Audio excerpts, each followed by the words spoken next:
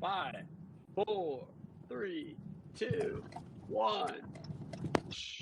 So we're on Never Broke Again with Andrew, myself, Josh, and we got a special guest. We got Skandle here. What's going on, guys? Skandle is a rapper, or was a rapper, still a rapper, and he got himself into the stock game. He's actually going to be joining the 369 team very soon. We got some cool things coming I'm excited in the works about here that we're working with Skandle, and Skandle's going to share with us how he went from rapping to trading stocks to, I didn't know he had a moving company, but he's learning all these cool things so that he will never, ever, ever go broke again. So Skandle's here. Yes, Thanks for sir. hopping on. Man, So, thank you for Skandle, having me, guys. First of all, I don't know about you, Andrew, but do you wish you had an accent like Skandle? If I did, I'd be way richer. I'd be so wealthy beyond.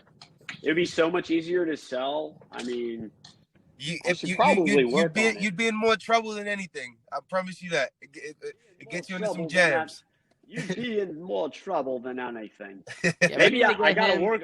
You'd be in more trouble. We need to get Skandle and JJ live together and see whose accent's better. Oh my God!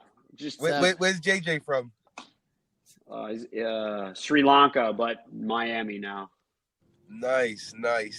Yeah, Miami. I tried to spend some time in Miami, but it just chewed me up and spit me back in Maryland. So, haven't been back since. Yeah, right. The money just drips off of you down there. Oh yeah. I thought it would be a good location to expand the moving company, but no, not for me. You speak Spanish? No, I speak it. No, okay. So I know enough Spanish words to, work with my teams, if that makes sense. So it's a la derecha, a la izquierda. Yeah, and like I point, lots of pointing goes on when I'm on the job with my team. but yeah, the market's been fun. The journey's been fun. I try and can think of myself like the closest thing to a real life Forrest Gump, because I've just ended up in so many different industries and brought a unique perspective to like each one, and I'm just excited to see where I'm taking this in the next 5 to 10 years.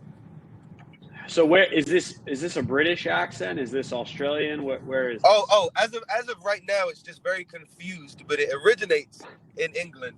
But I've been in America since I was born and raised in southeastern England. I moved to America in 2007, and then in 2015, I moved to California for like 3 years, and then COVID brought me back. See, the accent is great for sales because it's so disarming. Oh yeah. Because it's so non-threatening. Oh yeah. It's unbelievable. Yeah, and it helps because I have like 2 face tats, neck tats, long dreads, obviously. So at first glance, it's like, depending on what meeting I'm in, I'm almost certain that the first time I speak to someone or have a meeting with someone, their first impression is, how are we in the same room? But then I start speaking. Like Skandle talks, and I'm like, oh, let's get some tea and crumpets with Skandle. I look at Skandle, I'm like, yo, Skandle could whip my butt, man. but then it's like, it's kind of an oxymoron, because I got my name Skandle from the music, and it came about. I started rapping when I was 13, but the guys I was rapping with, they were older than me, like 17, 18, some of them 19 at the time. So when we would go and we would have like little rap battles together, just like best of the bars. It wouldn't just be like attacking each other. It's like, who has the best bars. So whenever it was my turn on the mic, I was always the smallest one, the shyest one, but my trajectory was the loudest. So it was kind of like a setup. Every time I would get on the mic, I would always win, because you would expect something, small and quiet from 13-year-old Skandle, but what would come out my mouth would shock everyone. And it was kind of like a Skandle. So the name it was a nickname at first, the name just kind of stuck. And when I moved to America, I took the music thing and I was running with it until about 2013, close to 2013, 2014, when I realized, I see what needs to be done, in order for this to go to the level that I want it to be on, marketing, distribution, all that stuff, that I was like, stuff's actually kind of expensive.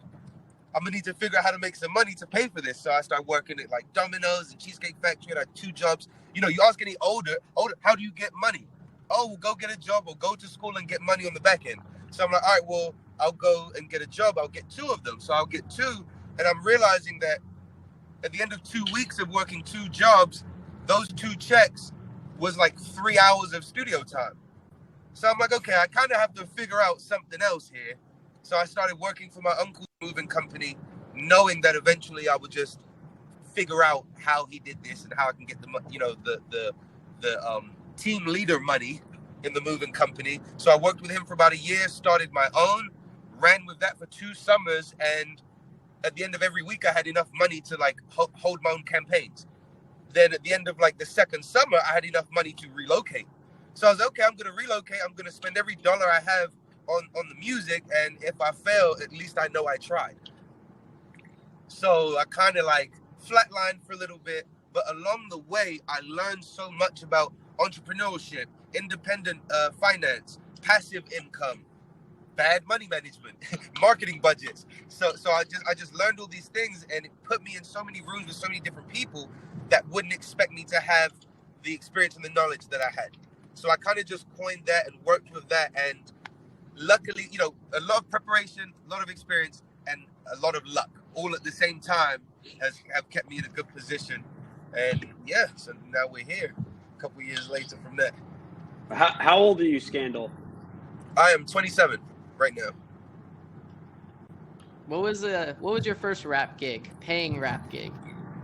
My first walk us through how did you get the paying gig and what that I want to hear. like. I want to hear a rhyme, or like, what do they call it? I'm maybe towards the end, but that spit some ciphers. We'll all spit some ciphers together. You know what? I'll come down there and we'll get a nice little cipher going together. I can definitely see that happening in the near future for sure. But to answer your question, that's a really good question. No one's actually asked me that before. My first paid rap gig, I paid myself.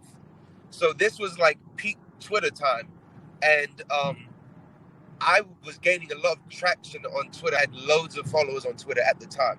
So what I did was I made a second page, made like a fake promotions company, and then I told my followers that this promotion company just booked me for an event, so you guys should come to the event.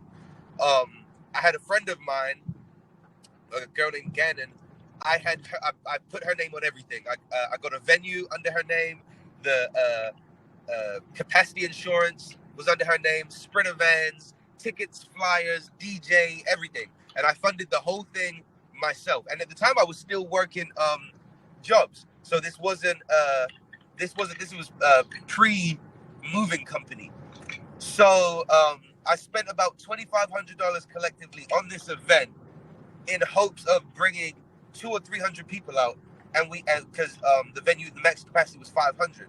We had like 800 people show up, and we squeezed way over max capacity, and I charged everyone like $25 to get in. We had a VIP section, which was literally just the other side of the club. We just put a little rope around this one section. Nothing special was going on in there. But that was my first event. And I actually did that with a partner of mine. So as I'm doing it, I knew that the objective was to showcase my music. If I wanted to open for another rapper, I would have to pay like $5,000 to do it. And that didn't make sense to me because at the time, I thought I was the shit. So it was like, I'm not going to pay $5,000 to perform. I'm going to bring 100 people with me. So I just did it myself. But the hopes was to take the money, reinvest it, get a bigger venue, and do it every month until I had enough money to rent the Fillmore. That was like my end goal, to get to the Fillmore within 12 months. But we did the first event. My partner, because in high school, if you're gonna be smart, at the time it was very rare to be cool and smart at the same time. So my partner, he wasn't very cool, but he was very smart. So at the end of the event, he's looking. That's like my partner. Say that again. Like my partner. Exactly. You have to have some balance. Every team needs some balance. I just don't know which one he is. Wait, Skandle, am I cool one or am I the smart one? So I would say as time has gone on, there's about to be an overlap because being smart is cool now. I don't think it's cool being, a class clown or like a liability anymore.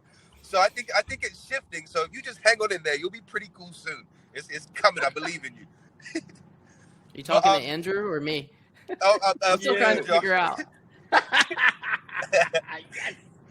Andrew seems a little cool. I don't know. He seems like he might have a few more cool points than you. I don't know. We'd have to put it to the test. But yeah. So once we finish the event, we're cleaning it up, and we're counting the money. And as I'm looking at the money, what I'm thinking is, all right, we almost have enough money for a bigger event. But my partner, he was thinking, I have enough money to buy some cool. So I think I'm going to spend this on some clothes and take some girl out.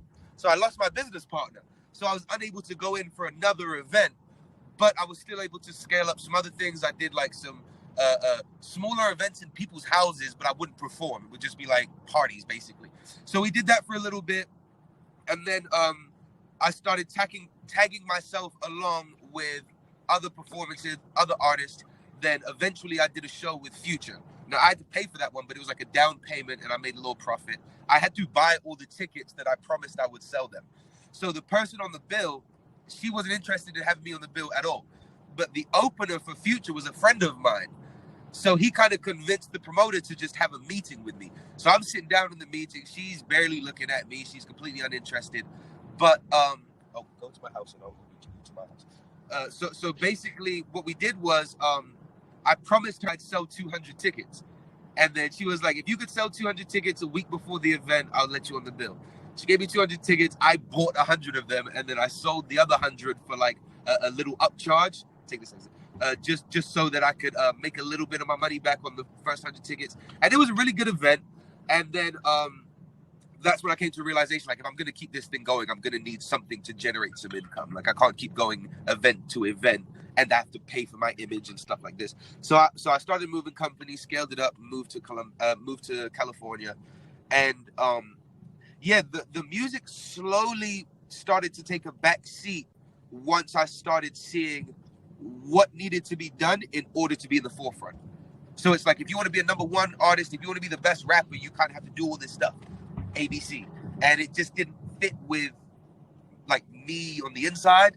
So I was like, my fans aren't going to go anywhere if I stop rapping, but I need to compensate somehow. So I put the moving company out front, COVID hit, and then that's when I just put all my finances to the front. Like, look, guys, I didn't want to tell you this, but I've been learning the stock market for 6 months, and now we're all in the house. You guys can too. And we just, 2 years later, the stock market's in the forefront now. Not this one. So the stock market's in the forefront. So that's where I'm running it. And I actually really enjoy teaching people how to get into this space. And I really enjoy learning new things about this space. Like, for example, last week I played, was it Zoom or DocuSign? I think it was DocuSign. I played their earnings. And based on my strike prices and the stock price, I was winning. But based on IV, I lost. So that like threw me off for a second. But then now I'm spending a week learning about IV. And I really enjoy that. So what's IV? Implied volatility. So basically, if in layman's terms, if there's too many people in a contract, the price doesn't accurately reflect the value of the contracts. So once the IV goes down, it reveals the real prices. And if you bought in while the IV was high, it's like too many cooks in the kitchen. Yeah, pretty much. Yep, that's exactly it. And it's not like 100%, but that's the best way I could describe it, as like simple as possible. Yeah, there's just too much going on. Price just shouldn't be there. And then once too less is going on, the price goes back to normal. You're either really happy or really sad. And I was really sad. When did you move to America? 2007. So that was coming up to 15. Yeah, 15, coming up to like so when you were like 12. Yeah, exactly. I was like 12, 13-ish when I moved here. And then I did middle school, high school. I actually left high school a year and a half early to go and chase my dreams. I went to New York to learn how to put a show together. And then when I came back, I put the show together. Talk to me about this show with Future. Okay, so a friend of mine. Okay, let's go all the way back. And if you don't know, Future's a pretty prominent rapper. Oh yeah, yeah. For anyone No, who doesn't know. It was an experience for sure. So basically, I had a cameraman and he filmed a video for me, and he said, "Hey, I should introduce you to my friend who just got signed to Future. You guys should do a song together." Linked up with that guy, did a bunch of songs with him, and then I think we only released like one or two of them, but we formed a relationship, like we formed a friendship. So as the friendship grew and Future started growing, my friend, he's going to tour with him and stuff. So when they were done, I think it was the Purple Rain tour. When they were done with the Purple Rain tour, he said, "Look, we're doing a show in Baltimore. You should come. I'm gonna introduce you to the promoter, see if you can get on the bill. If she likes you, we'll get you on the bill." Had the meeting with her. She liked me. When I did the show, I actually didn't see Future. I think I saw the back of his head once, because in backstage there were 4 dressing rooms and 4 performers. So once we were all done performing, the promoter kicked everyone out of all the dressing rooms because Future needed all 4 of them. Little bougie self. So he had all 4 of the dressing rooms, but we had a nice little spot off to the side where we could watch the show. And then yeah, it was a good experience. It opened some doors, but looking back on it, I remember coming off stage and thinking to myself, how am I going to top this? Like, I just opened for the #1 artist in the country. What could I do next? Like, I didn't do it because of a manager or anything else or a deal. Like, it was pure luck and preparation. It's just me and my friends. So I'm thinking to myself, where can I go from here and make an impact? So then I decided to move to California. So I'm like, maybe I can find an opportunity in LA to kind of move me up a scale and keep this going. And it did. It worked. It helped. I met a whole bunch of people. But as I got closer, I started to fall out of love with the music industry as a whole. I just didn't like the, like, it wasn't authentic. It wasn't real at all. It wasn't real. Like real money. If you're moving in a way that's generating some type of success, you want to feel it. Like, you want it to be tangible and not just something that you're showcasing for everyone else. Right. How did you know to get out of rap? Like, you're just like, this isn't, you said it's not authentic and you just fell out of love with it. What made you, what was there, like something that happened, or you're kind of burnt out on it? Yeah, so what happened at first, and if I lose you guys a second, I'm in an elevator. I'm sorry, I'm moving around a lot.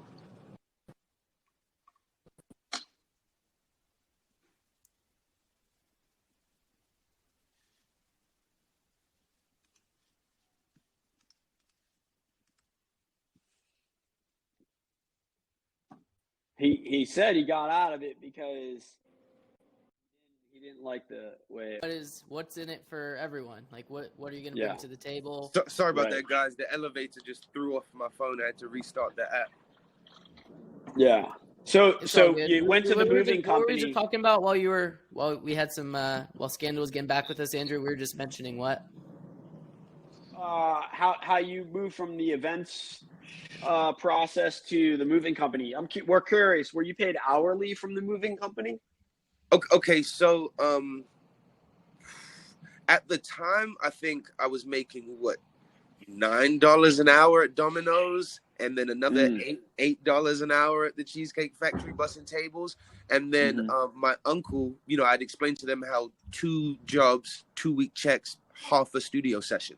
And they were like, why don't you go and work for your uncle? He'll pay you $17 an hour. And this was, I think minimum wage was $10 at the time. So I'm like, oh yeah, we can do that. So once I started working for him, I started thinking to myself, I'm like, if he's paying 3 of us $17 an hour each, how much is he making an hour and he isn't here? And I know my uncle. I'm like, where's this coming from? So I told him, I asked him, what do I have to do to become a crew leader? And he told me what I need to do, and I did it. And crew leader's responsibility is picking up the other guys and communicating with the clients. That's where he made a mistake. So he sent me on a job with 2 other guys and the client contract. I had the other guy drive, and as we're driving up there, I'm reading the contract.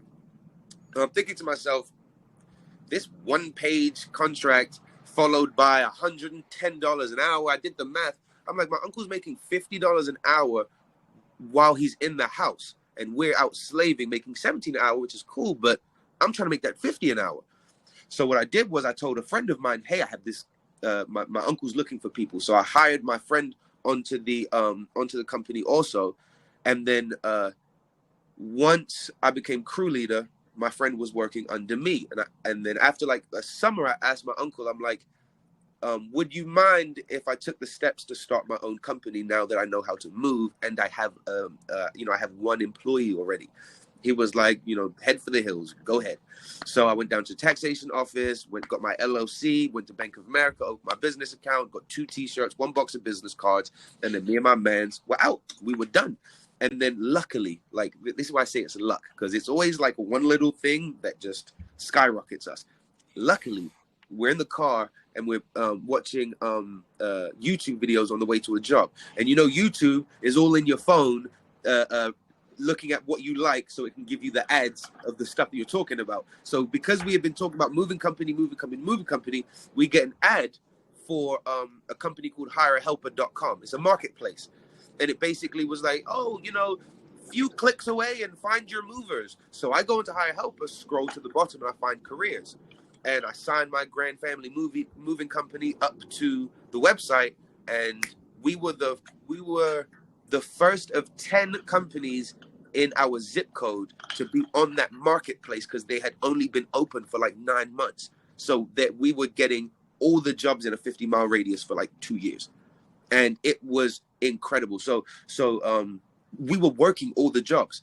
So me and my friend were splitting 100% of the client payment. We didn't have to pay our boss or our other people. Like, it was just me and him getting 125 an hour for these jobs. So we ran that for a summer. Then eventually we didn't have time to spend any of the money. So after like 18 months, we looked at the business bank account, and I was like, look, let's just split this down the middle and put this moving shit. How much was there?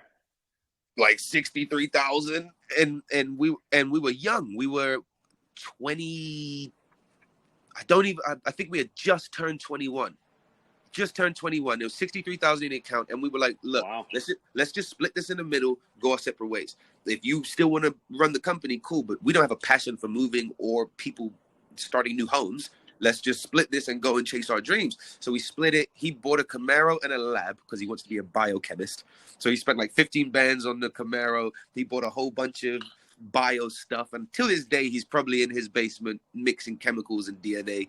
Good luck to him. But I went to California, and I was like, look, I'm gonna just get me a place, cheap little car, meet as many people as I can, and I'm spending all this money on the music. And I was in California for about 6 months, went broke after 3 months. I was supposed to blew 30 grand in 3 months. Oh. He's 21. Did you at least have some fun? And I'm a rapper, so it was like there's stuff I had to do. We're in the club throwing 3,000 and making no money. So it's like, it was fun, but again, the luck factor. One thing about me with my music, because at the time I'd been doing it for 10 years, I was very good at performing, writing. Like, I was very good at my craft. So while I was out there, we were supposed to shoot a music video, let's say in 2 weeks, and the cameraman wanted 1,700, and I think I only had like 3,000 left at the time. And I'm like, this is going to be the video that does it. We're going to put this video out and start making 50,000 a show. This is the one. But ultimately what happened is, by the time it came to pay, and we didn't have enough money for the video. So now my spirits are going down. And my cousin was like, look, this is the Instagram era, bro. Let's just shoot it on my phone and we'll just upload it, see what happens. I'm like, all right. We go to the homie's crib. He's holding the video. I'm just rapping for 2 minutes in front of the video. No, like, music in the background, no lyrics, just a straight freestyle rap. I upload it. And a friend of mine who was like an influencer before influencers were a thing. I used to use his name to promote my parties back in the day. So we were cool. So I called him. I was like, hey, you got like 100,000 followers. Do you mind posting my video? And then he was like, I'm under management, so I'll post it until they take it down. Cool. Oh, and he had a little relationship with Black China, so his following was like, phew. So he posted it. It was up for 1 hour, His management took it down. I get a DM. Hey, saw your videos. Wondering if you were interested in coming to my studio. I'm like, all right, with your studio. Me and my cousin just in the car, some stinky bums smoking weed in the car at this point. And then he was like, yeah, come to the studio. Come to the studio, play some music for him. And then they offered me a deal. They were like, yeah, we'll give you access to the studio. We'll give you like a $40,000 advance. You just have to make this, make like 40 songs for us. Keep all the publishing, blah, blah, blah, blah. So in my head, I'm thinking, all right. Let's just tap in here. Let's tap in here. How can we leverage this? How can we stretch this out longer? Let's just not get a 40,000 and blow it again. And I asked them for like way less. I think it was like, just give me 10,000 and a percentage of the studio. So to this day, I still have like 7% equity in the studio in California. Then I get like a monthly check from them, like $1,000, sometimes like 500, could be like 1,900. But with them, I made a whole bunch of music with them. And then in the process, we're doing a whole bunch of interviews and stuff. But when it came time to do like real stuff, like in a real feature or radio or something like that, the process, I didn't agree with it. So it's like, oh, we want to do a feature with this person, but the process to do it, it's like, certain things is just not worth it, you know, because you'll look back and be like, damn, I really did that for that. Like it just wasn't okay. So what was it they were gonna have you do? Okay, so have meetings with certain rappers, but their meetings weren't like the meetings I was used to. Let's sit down, maybe drink a whiskey and talk about our business. You know, their meetings were pretty intense. Not only that, at the time, so they were productive. They were very unproductive. Unproductive. They borderline detrimental. Like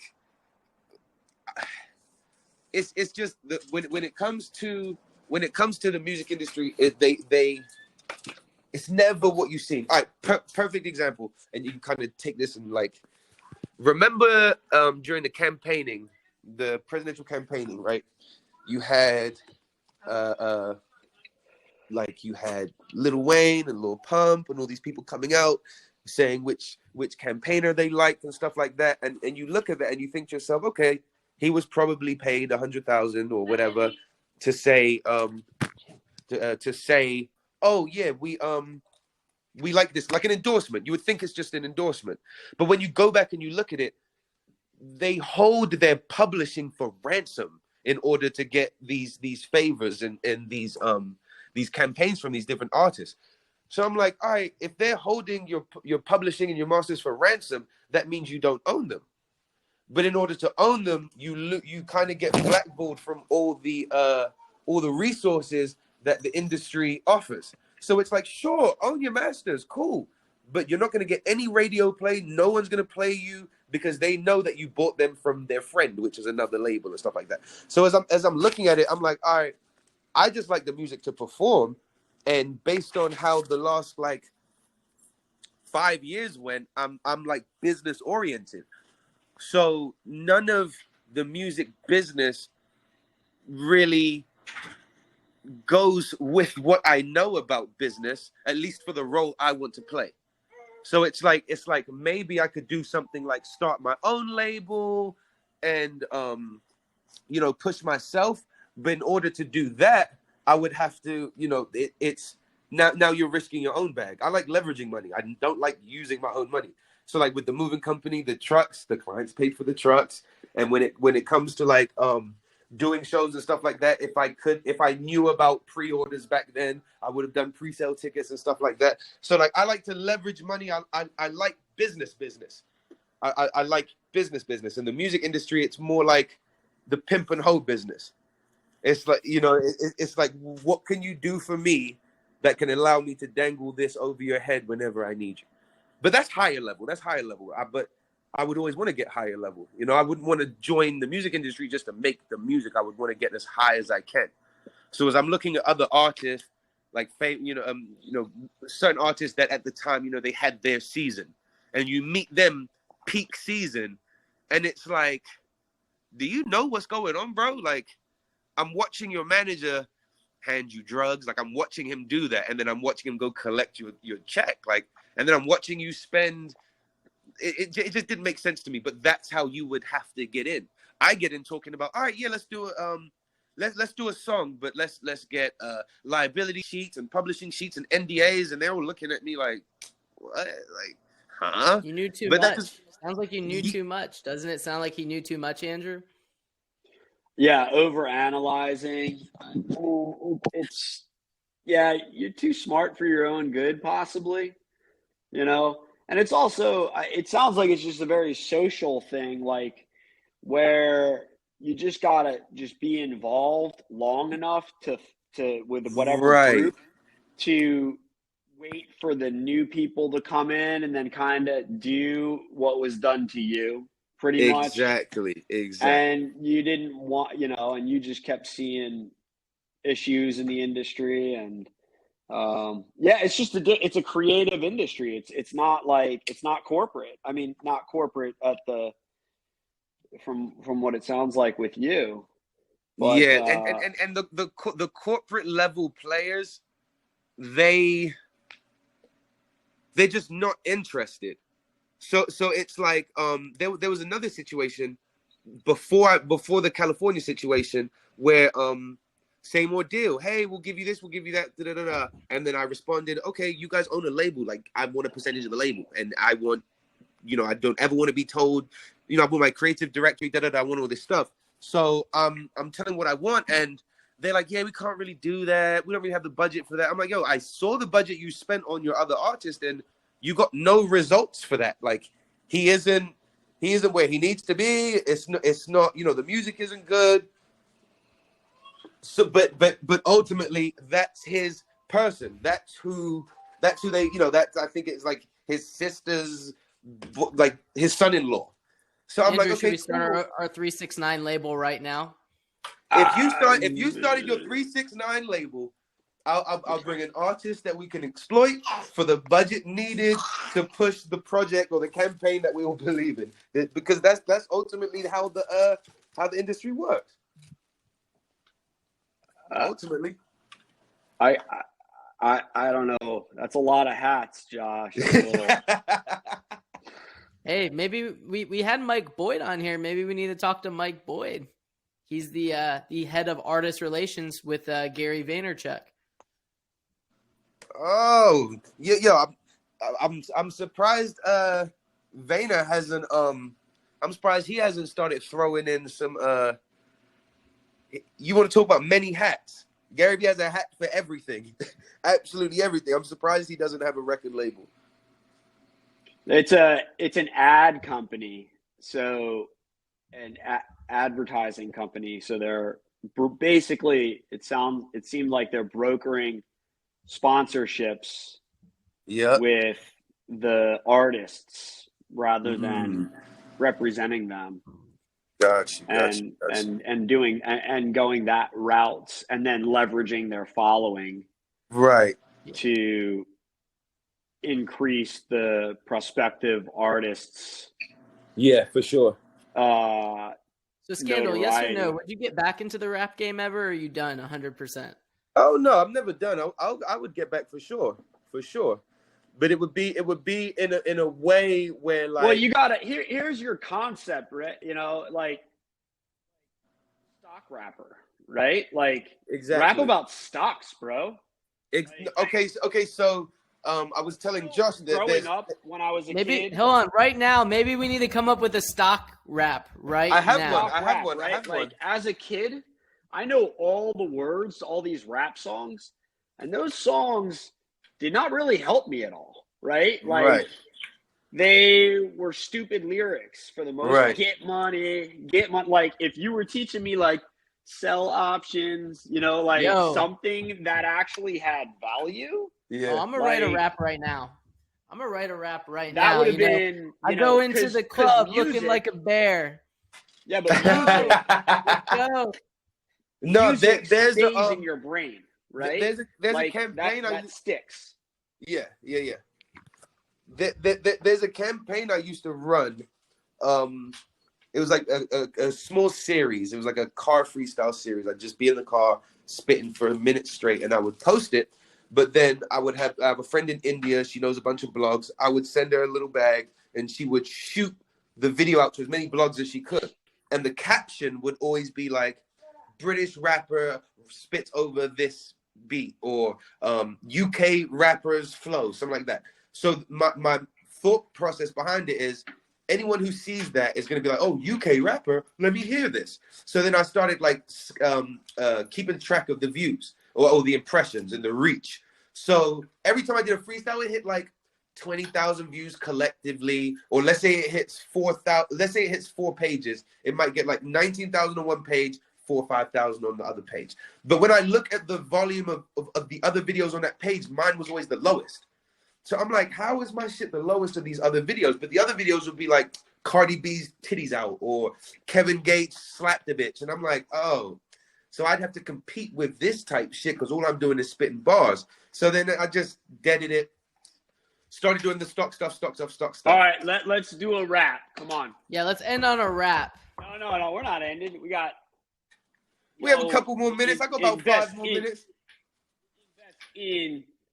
If you want to get rich, you gotta buy some property and some stock. Like go hit it, go. Well, I could spit the stock freestyle as much as I remember from it. So it's like, it goes like this. If you want to buy shares and increase the profits that you make off them, put aside 500 to abandon the brokerage and start to trade options. So all that shit that I tried to learn in school, it's all been gone and forgotten. Just made 100 bands off the stocks just made 100 bands off an app by trading stocks. And this, hold on, I'm kind of multitasking. Yeah, he wanted to join the meeting. I don't remember the whole thing. I'm gonna send it to you guys. Yeah, slap that baby. It's a lot more impressive when you actually hear the track. So what I'll do is I think that is huge. That can be huge. The stock yeah. So the reason I with the 369 hat. Yeah. The reason I was explaining about the campaigns and how just me spitting bars used to get no reach unless I was doing something stupid. I did campaign for about a year, and then I wrote a stock rap, and I put it on streaming, and I'll send you the link. You guys can go and listen to it. But when I put that through the campaign, it hit like 300,000 people. It hit like 300,000 views collectively over about 5 pages. But that and it was the highest one on those pages for that week. So then that's when it put it in my head, like, all right. See, John, he's overanalyzing again. That you have to overanalyze. I feel like if you underanalyze. No, man. If you listen, I'm 41, right? And I can be like, yeah, I already know it's a good idea. Yeah. I don't need numbers to tell me it's a good idea. You need the numbers. You need the numbers to prove if you can scale it up. Because okay, doing things because you love it, because it make you feel good. That's cool. I think you should do anything that you love and do it as much as you can. But don't forget that you have to feed yourself, and you have to feed yourself forever. So forget the numbers, follow the dollars. We're going to 369 radio. I don't know, what's our label called now? 369 Records. Thanks. And stock. What's his name? We got a new name for Skandle. Oh, we have to rebrand the whole thing? I think having Skandle is a little like... It could be short Skandle. I don't know how tall Skandle is, but it could be short Skandle, like short in the stock market. How tall are you, Skandle? I'm not. I'm like 5'10", so I'm like the short. I'm the medium of mediums. What's give us some other lingo. Skandle option. It could be like bullish scan. There we go. That's a good one. What is it? Bullish money, scan. Money bullish going scandal. Up. Bullish Skandle. I actually was thinking about putting out a mixtape called Scandal Bullish. Bear. Scandal Bear. The Scandal Bear. The Scandal Bear? No, I think I'm pretty sure a female gave me that as a nickname back in the day. Scan Bear. Scanny Bear.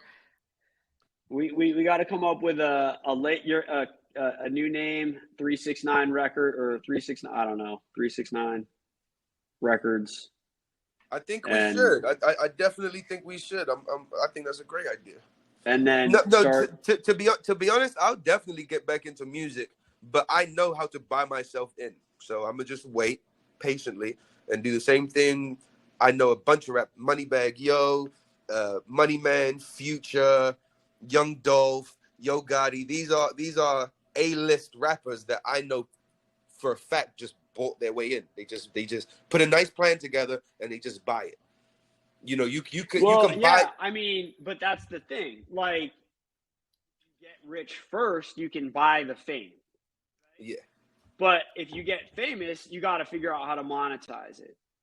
And but if you do it that way, unless you got famous by accident or purely by yourself, whoever's involved is going to make sure they monetize it. And if you go, because they have to manage it, right? Yeah. So the manager has to manage the talent. So, you know, somebody has to be extremely gifted to become famous, right? I mean, I don't really know. I mean, I don't know. This is a little bit tongue in cheek. This might actually sound ignorant, but this is a real serious question.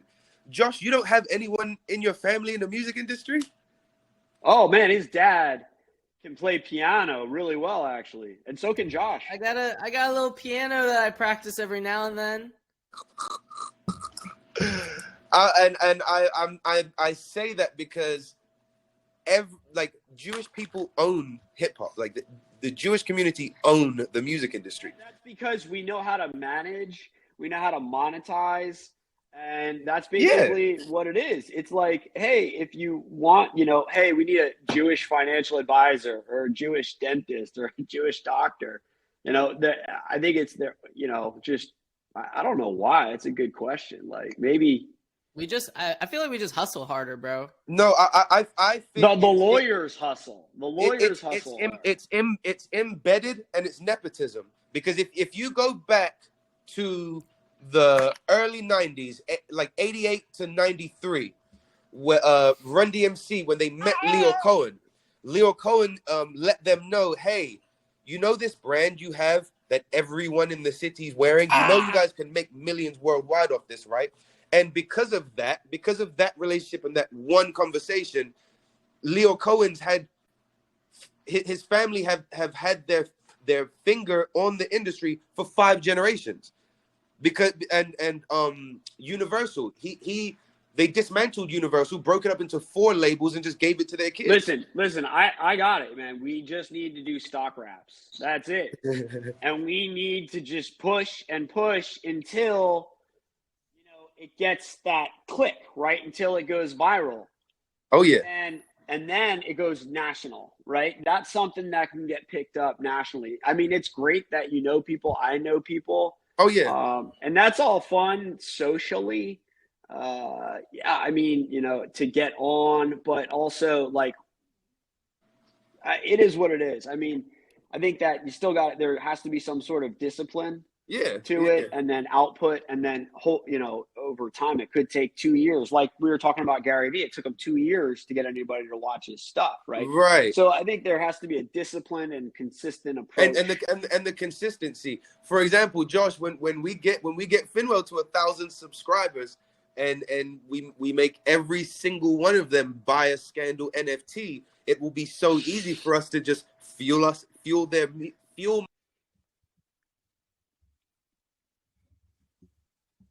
All right, we lost them on NFT. But, well, on that note, we'll wrap it up. Yeah, Thanks for hopping on Skandle. We're gonna get some stock. I'm gonna start going some stock wraps. I'm gonna start putting the pen to the pad. Just use the kids' book. Yeah, we'll do the kids. We'll have Skandle rap the kids' book. Actually, just his voice make a would kids' be perfect book and translate it into rap. There you go. Boom. Dude, I think it's a brilliant idea. I don't know how it hasn't been come up with yet, and it hasn't. Well, we just came up with it right here. We heard it here first. Yeah, I mean, we're gonna blend the two, and we're gonna make it happen. So yeah, we got another one today or two. So we're working hard. Yeah, guys, thanks for listening. We'll see you next time.